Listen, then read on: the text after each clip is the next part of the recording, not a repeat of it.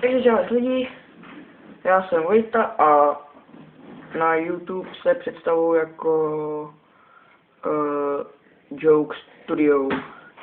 A vlastně už z toho názvu vyplývá, že se to bude týkat vtipů, takže vlastně jsem pro každý vlog vymyslel 5 vtipů, našel jsem je.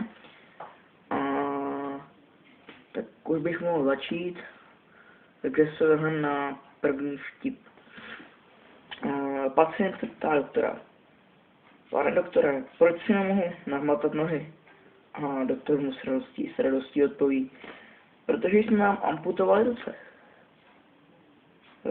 Druhý nevtipný vtip je tento: jak si blondýna mohla zlomit nohu při hrabání listí?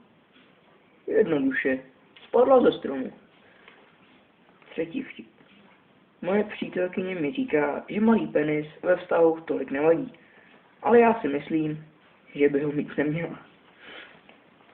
Čtvrtý nevtipný vtip: tati, můžu se dívat na televizi? Ptá se Pepíček.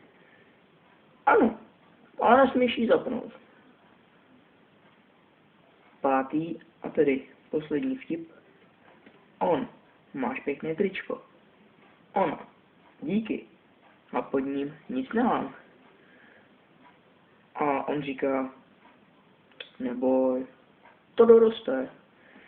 Takže doufám, že jste se aspoň jednomu z těchto nevtipných vtipů zasmáli. Pokud ne, je to škoda, pokud jo, je to dobře. A doufám, že se budete dívat na druhý vlog.